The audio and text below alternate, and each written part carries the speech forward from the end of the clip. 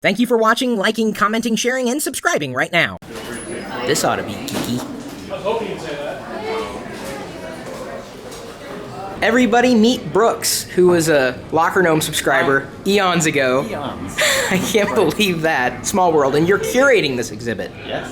I'm the curator of this. This is Infinite Worlds of Science Fiction. And this is an exhibit that shows science fiction stuff from dozens of movies and TV shows, as well as novels and things like that. And it all takes place on what we call the Space Ark. And the Space Ark is this giant mechanized alien ship that has been roaming the galaxy, we say, for thousands of years, collecting interesting things. And now it's come to Earth and it's showing all that stuff to us.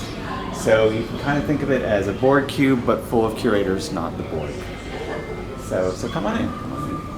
It's like a mishmash of fandoms. Is that a Rhodian? It's not a Rhodian. The Rhodian. This is Greedo. From the Cantina scene in episode 4. And his sort of hand things, which Greedo had two hands, one for close-ups and one for distance shots. These are the distance ones. We call these the dishwashing gloves. And a really fun concept sketch of Greedo when they were planning. So yeah, he's actually in really good shape considering his age and, of course, the terrible things that happened to him. Wow. So we have Greedo in this section where we talk about Tatooine, because the whole exhibit is organized around planets or different Earths. So like here we have an alternate Earth. Earth of the Terminators, and a great T-800 from Terminator 2, as well as Arnold Schwarzenegger's leather jacket from the first film. And it's fun, you can see it's got all these little tears and things. That's where Squibs went off, exploding when he was being hit by bullets and stuff. Oh, wow. Did you know there's a new kind of 3D printer that is inspired by what happened in that movie? Really? Yeah. Oh. So each case is about a planet, essentially. It's about a world. I'm sorry, I didn't mean to interrupt your stories here. I'm just kind of nerding out here. I'd rather we converse and not just be lectures, because who wants to hear that? So like Star Trek, we don't say, oh, we're talking about Star Trek. We say, we're talking about Kronos, the Klingon homeworld. So we have a variety of Klingon objects. This is Worf's mirrored universe robe, which he wears when he's regent of the other empire. And actually, if you want to nerd out around here, Do I want to nerd out? Am I here? Am I breathing? Here's the D7 filming miniature from the original series, from the original Star Trek. So for me, it does not get more Star Trek-y than this. Really great piece. Fantastic. So you know this stuff. Pick a fave. What do you like? Well, I walked past the Jawa, but let's just keep flowing this way. Is that 6? Yeah. It is! Oh my god! This one, her red dress, yeah. And a original series Cylon rifle, which so you can sort of get great The contrast, here, yeah. And the new. I'm getting goosebumps. This is crazy. I dig the Ovions. So you remember the Ovions from the original series? Barely. So this is them. So see how it has 4 arms? So they actually had stunt women inside these costumes, and their arms would be in one set, in the actually in the inner set of hands. And they had these wire controls which would operate the other 2 arms, so they could move all 4 arms independently in the show. Starbucks flight suits. Oh. Whoa.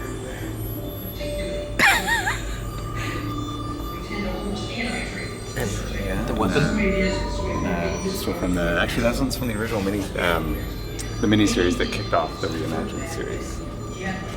That weapon is from. Nice. And did you actually design this script? It looks like it's somewhat original for this exhibit. Indeed, our graphic designer created this alien alphabet. So it's actually a cipher. And there's an activity that I'll show you that provides you a key so you can start to decipher what all these things say. Okay. So you might be able to guess this one, though, especially when I point out that vowels always have a big circle. So this says, "So say we all."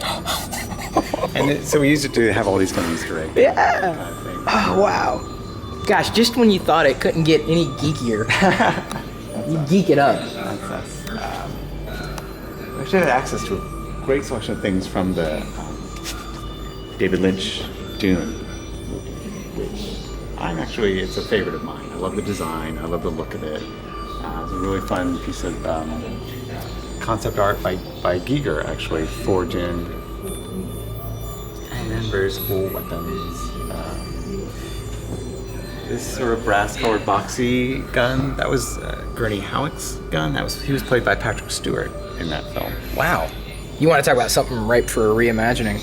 It's true. I like the sci-fi miniseries pretty well. I could see someone rolling it out again as like a big budget, like big one. Oh, yeah. A Dalek? A Dalek. The 80s era Dalek. The first shown on screen to be able to levitate. Which is a big advancement for the Daleks, because before that, stairs were a big problem for them.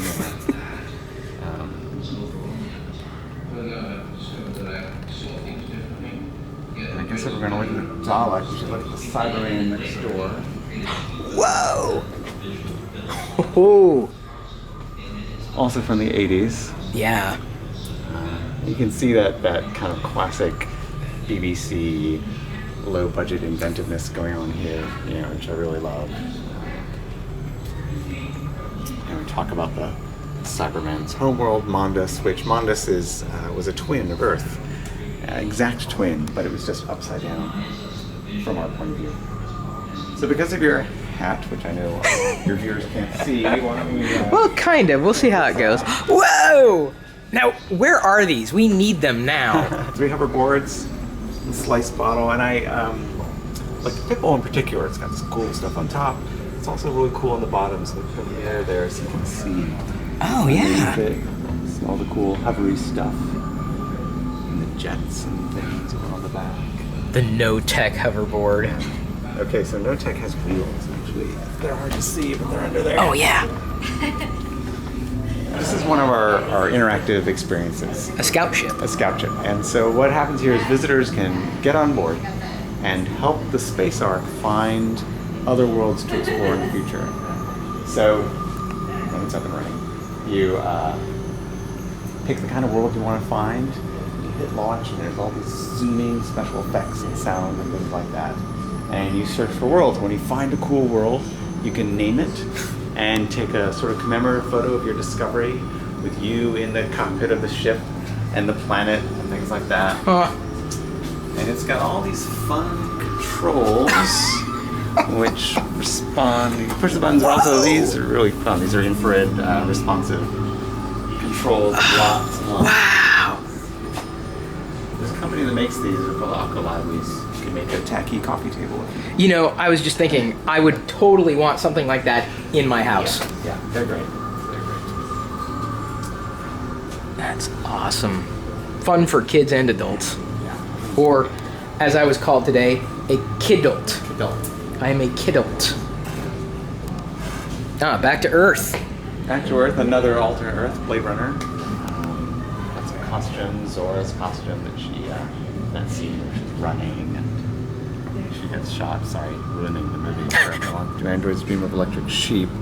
This is the film is based on. So this is the copy that the director used to plan the film. So there on that reproduced page there are his notes where he's like underscoring dialogue and how to pick scenes he wants to pick and things like that to translate into the film. So you can kind of see the process.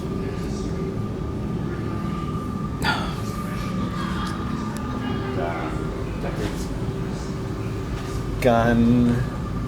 It's a little dark, but there's a page from the Voight-Kampff manual, the questions they ask the replicants and things.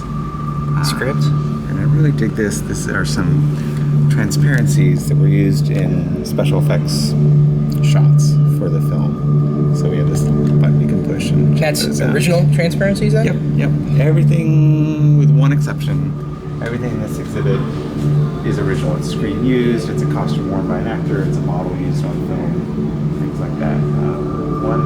One reproduction just for display. Did you just get to go to the internet and say, I want this, this?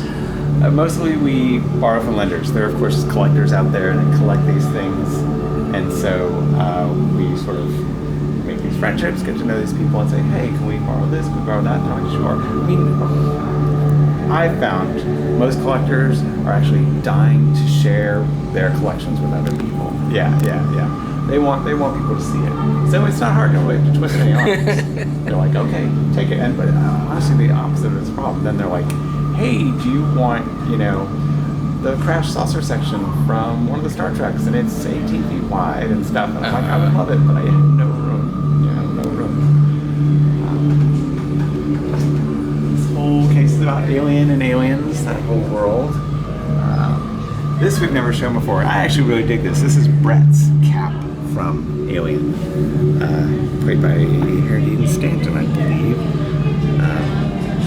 Did you know that Tom Skerritt is in town? He lives in Seattle? Yeah, this is part of the Nostromo, this big. It's like, that was a big model. This is one of 4 refinery towers. So the whole Nostromo model is gigantic.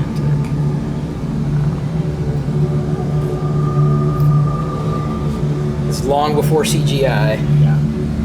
And you can see all the weird little model parts that they used to build this thing. Back. You know they're going to be doing a Kickstarter project on a new series of Mars Attack cards soon. Tops. Fun. Yeah. Oh, that'd be totally fun. Stop motion model for it. A couple guns and the sort of snow globe bomb thing. This is actually one of my favorite pieces. This is a war machine from the 1933 George Powell War of the Worlds. The ones that just sort of floated down the street, shot the beam out and stuff. Wow. Really fun. It's sometimes really hard to record this way because you're recording because you want to save it for posterity and to share the experience that you're having with other people, but you also don't want to miss out on what it is that you're looking at. And, now seeing these things up close and in person, to be able to watch them again and again and again and have this memory here. Well, this exhibit is ongoing, so... permanent? Yeah, permanent, basically permanent. Certain objects will come and go as we rotate in and show you things, but it's always going to be here. Yeah. Houdini. That's a background building on Tatooine from the pod race scene in episode 1. Actually, they carved it out of foam. Actually, it's surprising how much practical effects they did use in the prequel trilogy. Partly because they used up all the CG artists and ended up having to resort to practical effects because there was nothing else they could do. This is a bone of the crate dragon from Tatooine that you see up in the distance. It's made of fiberglass. And it actually comes from a previous movie. Disney's One of Our Dragons is Missing. There was a movie about dinosaur skeleton in the museum going missing. So Lucas bought the skeleton and just threw it up on that sand dune for filming that scene in episode 4. But what's cool is then they were just like, well, and they left it. So later, these sort of, I call them science fiction archaeologists, found the location, dug in the sand, and recovered the skeleton. And that's how this came to we could borrow it. So this has been, we literally spent years in the desert, just in the sand. Oh, I see. The production blueprint of the Millennium Falcon. Yeah, probably by Joe Johnston, one of the designers. He's almost taller than I am. Like on their basketball team or something. But, and oh yeah. So Luke Skywalker's original lightsaber, Darth Vader's lightsaber from Empire and Jedi, and then Darth Maul's saber as well. So these top two are the classic originals made from the Graflex flash handles, before they started to kind of carve them and craft them directly. So I love those. This is about as close as I'm ever going to get to that saber. Saris. In the rubber and fiberglass flesh. by Grabthar's hammer. Do you have that? No, you don't have that anywhere else. I should have. I'm like, oh, missed opportunity. Do you know that there are fans of that movie who are begging for an actual con around the movie and the characters and the actors in the movie? Very meta. Oh, wow. That level of detail is astounding.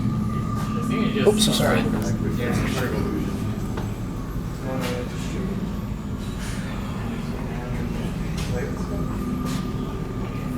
Really cool early concept sketch for the face hugger. Kind of a different look to it. And a print of some of Giger's concept art.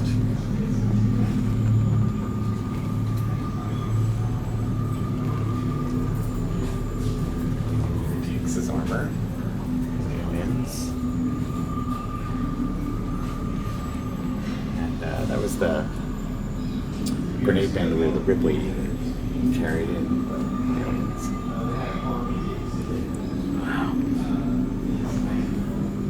Wow. Lilu? Yeah, the little Lilu, little Corbin Dallas, and his pistol. Where's the multipass? I know that. Okay, so that's like people often ask me like, what's something you wanted to get and couldn't get. I've not been able to find a multipass, so it's so great. But that's his multipass. Oh, I think we have a primer. Fun here, Ghost Trap, which has never been displayed before. And then the Proton Pack. This is a stunt pack. So this is a lighter Proton Pack made of foam and lighter pieces. So not like shot in close up for those great shots of it, but like for long shots when people be running down the street and stuff, they wear this one or one like it. But it's still super cool. Yeah, I'd say. Yeah, but it's still, you know, It's alright. it's in the movie, you know, whatever. There's some ghosts. Okay. And there's more over there? There's much more. So out here, we have a number of other displays and interactives. So why don't we, let's try this thing. Okay. So, let's tell you about the alien language, right? This is a system, there's two of these, opposite ends of the gallery. And working together, two people can kind of crack the alien code and decode the language. So what they do is, are there any on this side? Is it really physically going to the other side? See there? Watch, it'll come down. Oh, shut up. It's a vacuum powered pneumatic. Now that's something I need in my house. Yeah. So what you do is, you get one of these code cards, right? The alien characters. And you punch buttons to key in the code. And you take the card, put it in the pneumatic tube, send it to the other side.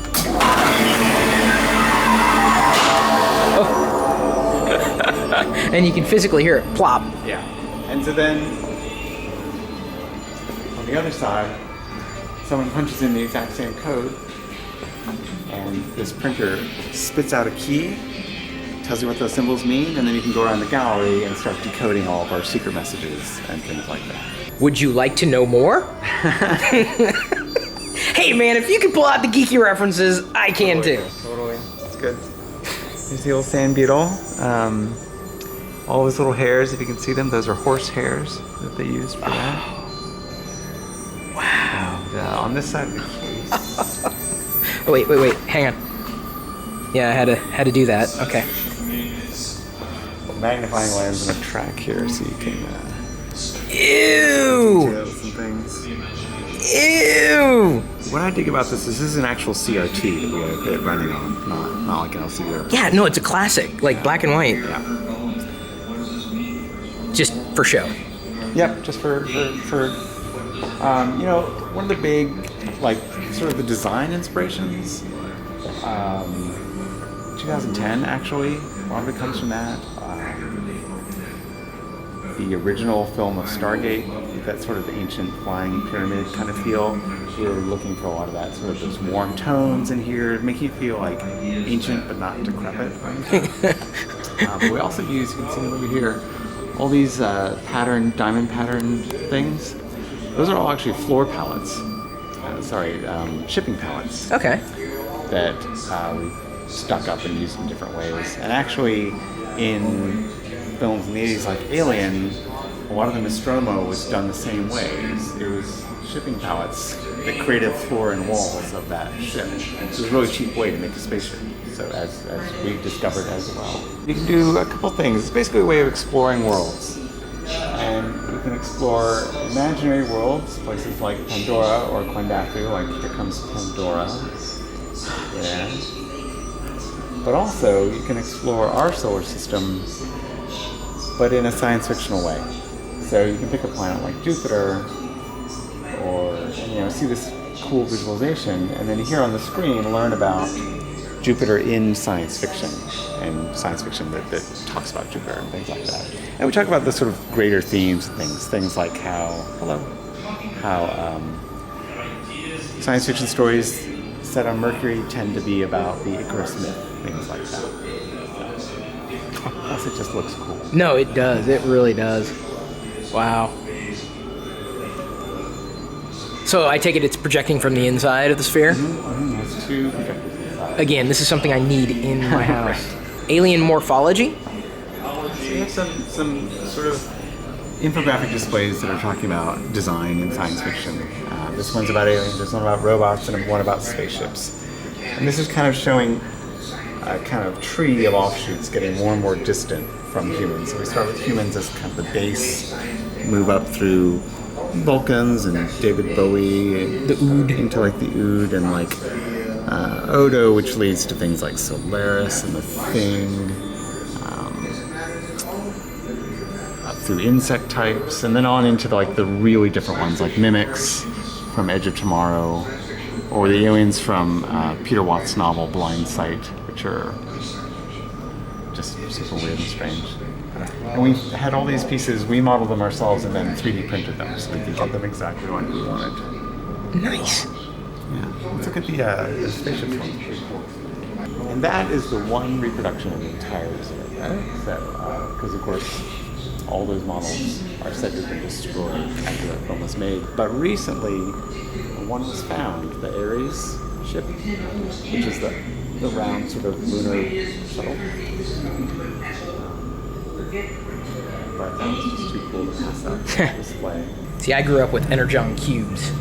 Right. You probably couldn't find any Energon cubes as easily, I'd imagine. Find animation cells, I don't know. Yeah. But the Allspark, I'm like, oh, it's cool. It's a little smaller than I expected. It's a way I could get all the ships in the same scale and sort of show their silhouettes, show their form. That's what I'm really talking about, because I'm talking about form. Talking about how through time, early spaceships, like the lunar rocket from Destination Moon, inspired by the V2, the flying saucer craze hits in the 50s, we have like the flying saucer and Forbidden Planet. And then we start to get into like more fantastical things like the Enterprise, and when they start to understand a little more about space travel and discovery. Are these models available? I assume no. I mean, in terms of the file to download to print on your own. That's a real interesting question. Isn't it, though? No, I'm just wondering if we could do that. That'd be fun. It would be awesome to have Serenity, yes. I mean, you tend to find that the stuff under IP, you won't find completed models of them. But like, if you're looking for like C-3PO on Shapeways, they'll be like, here's an eye, here's a hand, here's an ankle, and you can like pull it together if you worked at it. I try to make an argument that Serenity is basically the love child of the Enterprise and the Millennium Falcon. It's sort of a clunker, a little more streamlined, and unlike all these other ships, CG, so of course it has much more detail, interesting curves, all this stuff that model makers just couldn't really do cheaply. And we also talk about robot design, and my thesis here is talking about how science fiction robots need to kind of strike this balance between being believably functional, but also we need to be able to connect to them as human beings. And I think Wally is the perfect example. I mean, Wally is this very boxy machine, but they give him those big expressive eyes. It's like he's a baby seal on tank treads, you know. And so you instantly like, oh, you love him, you love him. The level of detail, even in these sculpts, is rather amazing. More so than I've seen in toys that have been sold or models that have been sold. It's cool you can do yourself now. Yeah. Or you can pay a modeler to do it. Right, exactly, yeah, because I couldn't do it myself. Like an infinity mirror. It just keeps going and going and going. So around here, we've got some art. Oh, cheese and crackers. Yeah, and a whole bunch of weapons and ray guns from science fiction. Dude. Oh, Men in Black. Yes. Yes, indeed. That one, that goop in there, that's Karo syrup that got sealed in, and over the years has very slowly oxidized and turned darker and darker. I love this rifle. This is another Men in Black piece. Love it. Never actually used by the characters. It's just like a background weapon, but all the detail they put into it, all the work, and it's like 20 pounds of steel. It's great. This is another one of my favorites, the Hubble Atomic Disintegrator. That was a toy. It came out in the 50s, but it was so cool.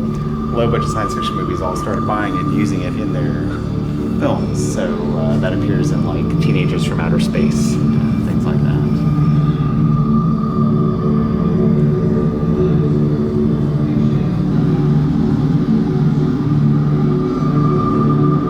But I know a lot of people out there would probably recognize each and every one of these weapons. This black and gold weapon is from Stargate, the TV series, but what it's actually from is an episode called Wormhole Extreme, where they discovered someone was making a TV show just like the quote-unquote reality of Stargate. So that's a weapon from Wormhole Extreme, the show within the show on Stargate. So I just love it for that reason. There's some hilarious scenes. I mean, they basically took the whole episode to parody themselves to death. Fun stuff. It's our space dock, and it's sort of depicting the many other ships that our space arc has encountered. You want to talk about a mashup of fandoms. Right. Wow.